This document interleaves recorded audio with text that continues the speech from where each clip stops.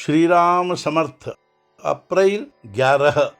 जो साधनों से नहीं सदता वह संत सहवास से सदता है।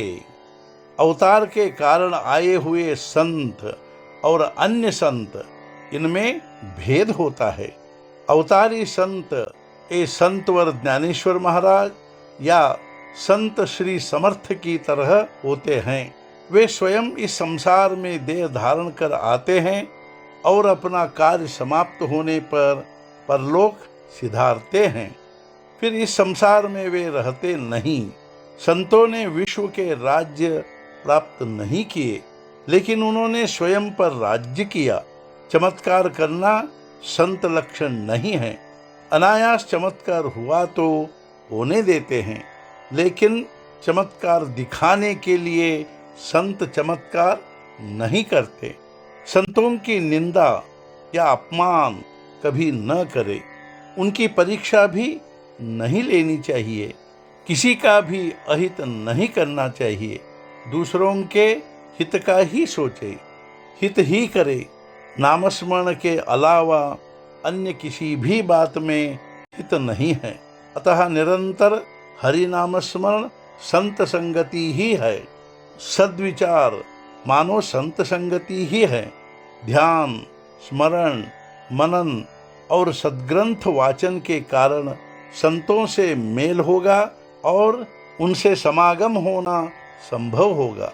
संत समागम में रहकर विषय की इच्छा करना यह समागम का रहस्य नहीं है। किसी माँ का इकलौता बेटा अफीम की गोली खाने के लिए यदि हट करे तो क्या माँ उसे वह गोली देगी? यदि वह गोली दे तो वह सच्ची माँ ही नहीं।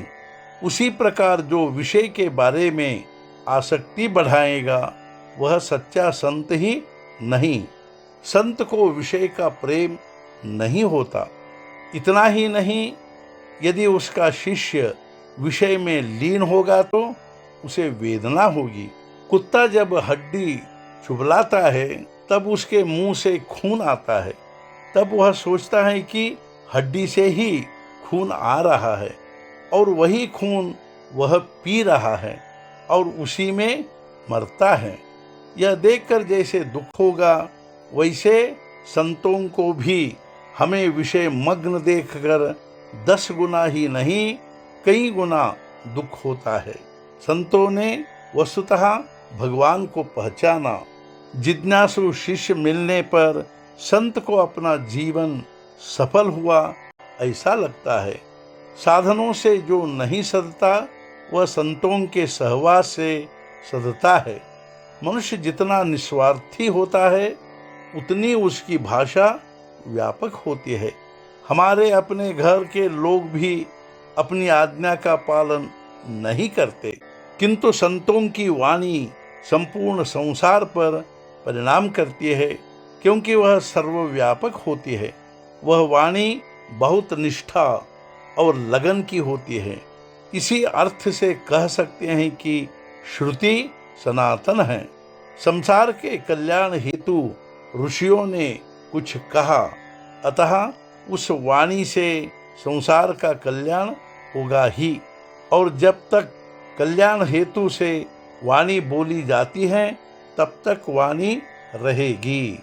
जो है उसमें संतोष माने, किसी का द्वेष मत्सर न करे, सभी जग भगवत रूप माने, निरभिमानी रहे, अखंड नाम स्मरण करे और संतों, सज्जनों, सद्गुरुओं के बारे में पूज्य भाव रखे।